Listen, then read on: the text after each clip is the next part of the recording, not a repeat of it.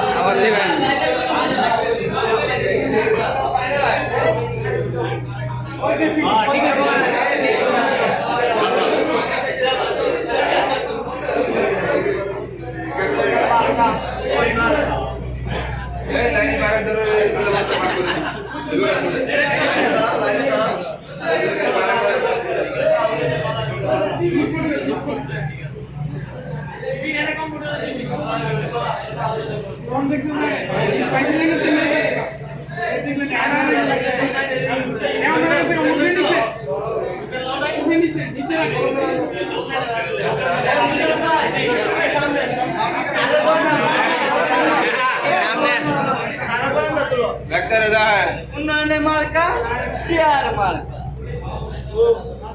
আমরা ধরে নিয়ে আপনার সামনে দায়িত্ব দেন। আপনার লাগে ওটা শুধু হয় না।